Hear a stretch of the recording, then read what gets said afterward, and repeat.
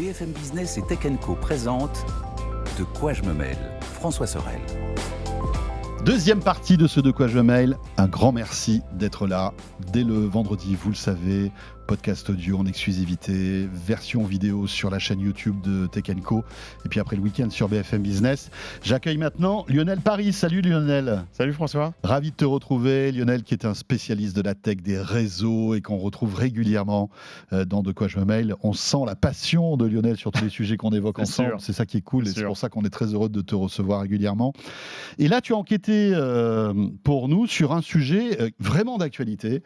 On est à quelques jours maintenant des Jeux Olympiques. Et pour regarder ces Jeux Olympiques, rien ne vaut la plus belle des images possibles. Et il faut savoir que la 4K est en train de se déployer en France via la TNT.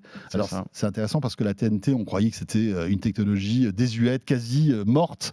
Eh bien non, la TNT n'a pas dit son dernier mot, Lionel. Absolument pas. C'est même une première mondiale. Donc aujourd'hui, c'est la France est le seul pays à avoir une diffusion des chaînes nationales via la TNT en 4K.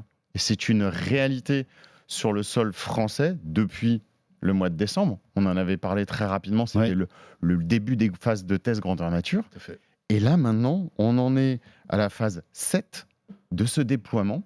Et à l'heure où on se parle, on a 64% de la population française qui peut accéder à ce service de TNT en qualité 4K. Voilà, alors il faut savoir que la TNT c'est universel. À partir du moment où vous avez une télé, vous avez une télé, j'allais dire récente, mais même pas, parce qu'en fait ça fait des années que les télés sont compatibles TNT et même TNT 4K. Tout à fait. Vous branchez votre antenne qu'il y a sur le toit. Alors c'est vrai que c'est peut-être un geste qu'on n'a plus forcément, parce qu'aujourd'hui la plupart d'entre nous, on reçoit la télé par la box, par Apple TV, etc. Mais là on branche, on rescanne en fait le tuner de la télé, et on va se retrouver avec des chaînes avec une qualité d'image inédite. Qui est exceptionnelle. Encore une fois, la France est la seule à avoir une diffusion via un réseau hertzien déployé au niveau national en qualité 4K. Et comme tu l'as dit, effectivement, tout ce qu'il suffit de faire, c'est de prendre sa télécommande et de refaire un scan des chaînes pour pouvoir redécouvrir ces nouveaux canaux. Aujourd'hui, tu en as 3. Donc, tu as France 2 UHD qui va apparaître sur le canal 52. Ok. Tu as France 3 UHD qui va apparaître sur le canal 53. Okay. Alors, France 3 UHD, c'est provisoire dans le sens où cette chaîne-là, elle va vraiment c'est une chaîne événementielle. Événementielle pendant les JO ou d'autres événements. Elle va s'arrêter début septembre. Et je crois qu'elle n'est pas vraiment 4K en plus. Si, il me semble qu'elle est... Alors, il y a une petite subtilité, mais la meilleure qualité sera vraiment sur France 2 UHD. Ouais. Et en plus de ça, ils viennent de lancer récemment, tu as dû le voir, M6 HDR. En complément. Donc aujourd'hui, on a 3 chaînes disponibles à l'instant T, sur 64% de la population. Ils vont couvrir 75%. Il y aura une dernière phase, vraiment, mais juste avant. À quelques jours du début des JO, puisque la mise en service est le 22 juillet.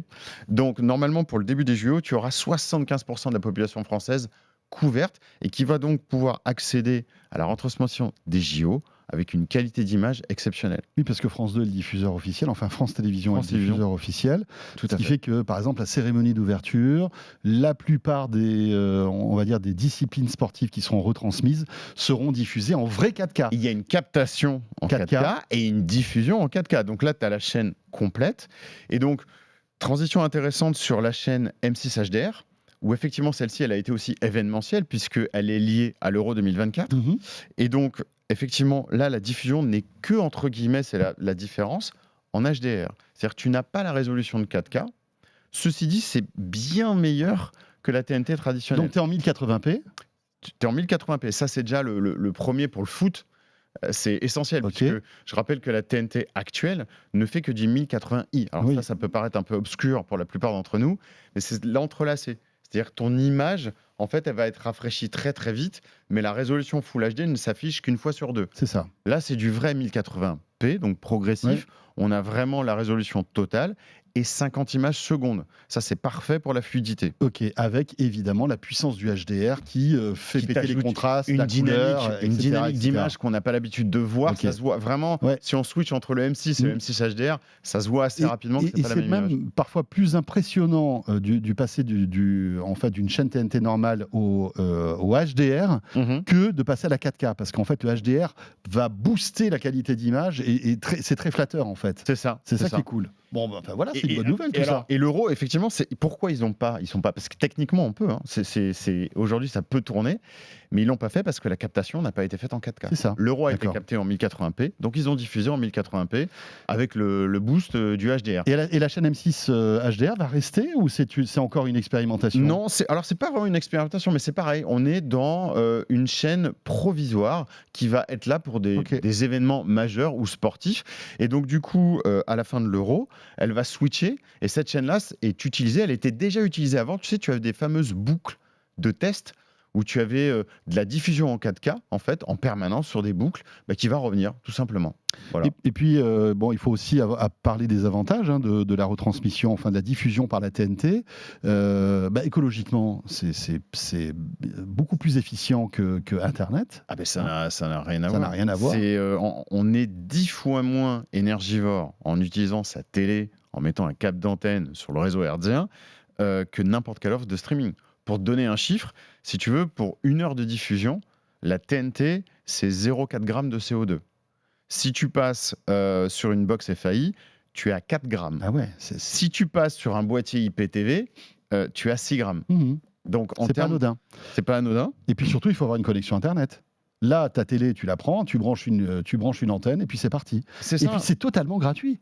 Et ça, ça devient rare maintenant dans notre monde. Et bien sûr, tout est sur abonnement. Là, c'est totalement gratuit. C'est totalement gratuit. Il faut savoir que c'est pas juste. L'initiative a été propulsée par les JO, mais le plan depuis le début était bien sûr de mettre à jour ce réseau.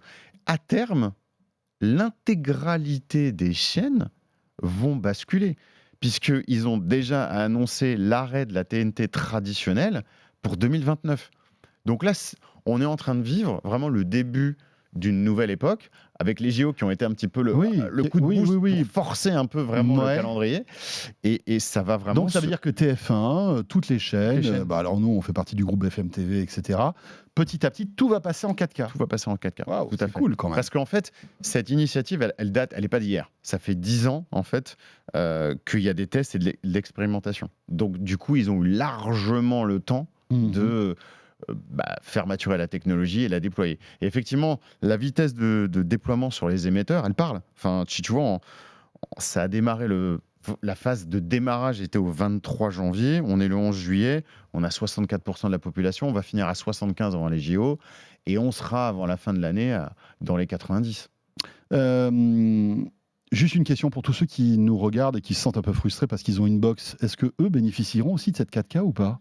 Alors, il y a des alternatives que tu peux utiliser via les box. Tu as TF1 4K, tu as M6 4K. Qui n'est pas via la TNT encore. Qui n'est pas via la TNT. Là, on parle bien d'un service qui arrive via un tuyau Internet.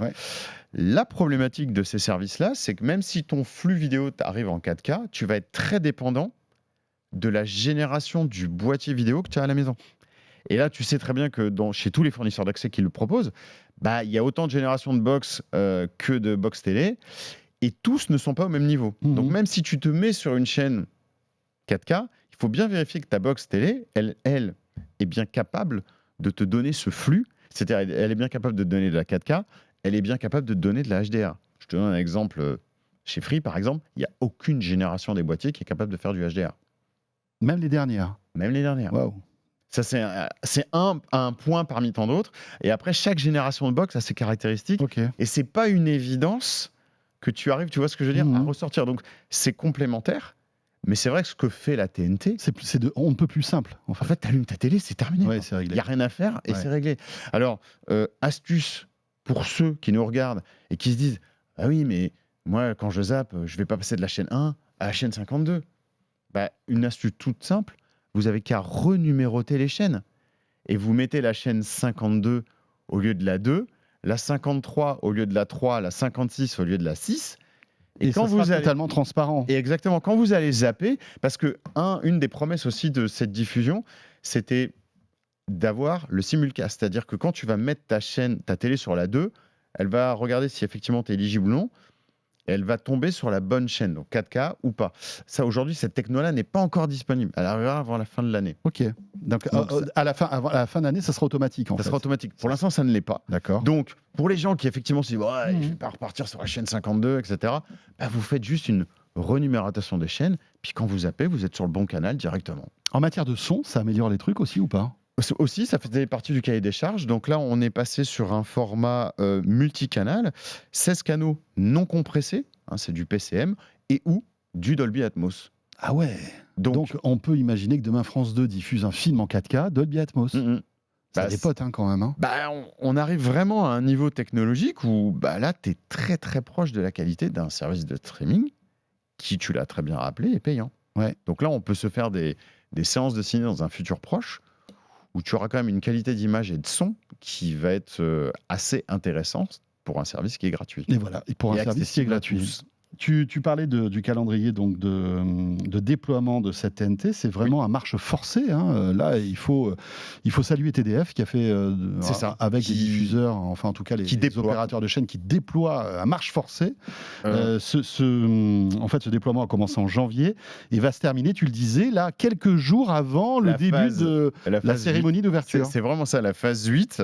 Elle est du 18 au 22 juillet. Il y a 21 émetteurs supplémentaires. Donc on arrive à un total de 215 émetteurs installés en France, ce qui va couvrir à peu près 75% de la population. Et la bonne nouvelle, c'est que on pense à ces émetteurs maintenant, mais ça veut dire qu'ils sont déjà équipés pour le futur. C'est-à-dire que le go est bon pour les JO, mais quand l'intégralité va switcher, on est bon. Le réseau est déployé. Ouais, et ça nécessite beaucoup de mise à jour. Enfin, c'est compliqué pour un émetteur de passer en 4K. Alors, écoute, de ce que je comprends et de ce que j'ai pu lire, il y a quand même des manips qui sont assez costauds à faire sur ces émetteurs, parce qu'en fait, la manière, le protocole qu'on utilise et tout ce qui est utilisé pour la diffusion et la transmission change, puisqu'on est passé sur du HEVC. On change la résolution, on change le débit. Il y a aussi des aménagements en termes de diffusion sur ces fameux canaux qui sont utilisés. Et là, c'est l'Arcom qui intervient, qui est donc, je le rappelle, le merge du CSA et d'Adopi. Et l'Arcom définit ces fréquences, donc il y a des tables de fréquences pour qu'effectivement, on puisse avoir autant de canaux sur ces fameux multiplex pour diffuser maintenant 3 chaînes, dans le futur, beaucoup plus. Est-ce qu'il y a des réticences de la part des chaînes à passer à la 4K ? Parce qu'évidemment, pour eux, ça coûte beaucoup d'argent, j'imagine. Là, elles vont être dans l'obligation de le faire, en fait, c'est ça ? C'est un peu comme la FM et le DAB+. C'est exactement, c'est un peu pareil. C'est au même niveau, c'est exactement le même débat. Et c'est pour ça que cette démarche, elle a démarré il y a plus de 10 ans. Pourquoi ? Parce que un des points principaux, c'est la diffusion, c'est une chose, mais la chaîne de production, c'en est une autre. Il faut que ta chaîne de production ait le temps aussi de se mettre à jour, ce qui est déjà le cas. Ça fait très longtemps qu'on en parle en France. Mais donc, effectivement, ce sont des mouvements de masse et tu ne les fais pas bouger. Comme tu le sais bien, du jour au lendemain, c'est des infrastructures qui sont énormes et des coûts qui sont énormes. Bien sûr, parce que j'imagine que pour France Télé, c'est des investissements importants. Retransmettre en 4K un événement comme ça veut dire que toutes les caméras doivent passer en 4K, c'est ça. Toutes les régies doivent passer en 4K, la distribution de l'image, toute la chaîne de production doit passer en 4K. Donc. Mais là, ce qui va être fait pour les JO, c'est déjà absolument énorme. Le move. Donc moi j'ai hâte de voir, on va voir ce que ça donne, de voir cette retransmission parce que c'est un petit peu un événement historique. C'est un événement historique. Alors on se dit est-ce qu'on peut faire mieux ? Oui, le Japon fait mieux. Je crois que le Japon a testé la 8K aussi en retransmission d'événements sportifs. Oui, ils ont déjà fait de la 8K. Mais je pense que c'était du one shot. Ouais, c'est du one shot, de l'expérimentation. Là on est vraiment sur du vrai. C'est un vrai déploiement qui. Et on est d'accord que c'est sur le sport en fait que ça apporte véritablement une plus-value. C'est clair. Pourquoi ? Parce que l'augmentation de la résolution, et je prends l'exemple du foot, c'est évident, l'augmentation de la résolution te permet d'avoir une image qui est plus détaillée, d'avoir 50 images secondes, c'est pareil, le progressif te donne une fluidité que tu n'avais pas, le HDR, ça amène de la dynamique, l'encodage couleur, ça va être parfait aussi pour toute la partie film. En fait, tout ça associé, tu mets au-dessus de ça une diffusion avec un son qui t'entoure avec le Dolby Atmos, Ouais. T'as pas la même expérience. Non, c'est clair. Ça clair. vaut vraiment. Moi, j'encourage tout le monde à Ouais. vraiment utiliser sa télécommande et voir s'ils sont éligibles et faire cette détection de chaîne parce que ça mérite le coup d'œil. Je rappelle que les télés sont compatibles. Il n'y a rien à faire non plus Ouais. depuis 2017. Ok. Donc, si on a une télé qui a été achetée à partir de 2017, C'est bon. c'est compatible. C'est compatible. Ouais, Donc, c'est cool. Donc, ça veut dire que c'est vraiment accessible. Ouais, En fait. c'est ça. Il n'y a pas d'attente. C'est cool. Dernière chose importante, si vous vous posez la question de savoir si vous êtes éligible, il faut savoir que Oui. au 22 juillet, on disait c'est 75% de la population. Vous avez un site qui s'appelle matnt.tdf.fr. Alors pour y être allé, c'est vrai que l'ergonomie, je pense qu'elle date de 99, à peu près de 1999. C'est ça. Je pense que voilà, Ça. ils auraient pu faire un effort pour le faire un petit peu plus ergonomique. Hein. Je pense la TDF avait d'autres prios. C'était d'aller mettre sur les Exactement. émetteurs. Mais vous pouvez y aller, vous tapez votre adresse et on vous dira si vous êtes éligible ou pas à la TNT 4K. Tu reçois l'ensemble des chaînes et des canaux, et puis ça te permet de savoir vraiment où tu es. Il y a une application aussi que tu peux utiliser qui n'est disponible pour le moment que sur Android, qui fait exactement la même chose. Ok. Voilà. Super Lionel. Bon, on va regarder les JO en 4K alors. Absolument. Trop bien. Absolument. Merci pour toutes ces précisions. Ça donne envie en tout cas. Voilà, n'oubliez pas de scanner votre tuner TNT. Exactement. Lionel Paris, donc merci à toi Lionel. Bonnes vacances. Un bel été à tous. Belle 4K. Et exactement. Et on se retrouve très vite. Et on se bien retrouve sûr, à la rentrée. à la rentrée. Et merci de nous avoir suivis. Ce De quoi je me mêle est terminé. On se retrouve bien sûr la semaine prochaine pour la dernière de la saison. D'ici là, portez-vous bien et à très vite. De quoi je me mêle sur BFM Business et Tech & Co.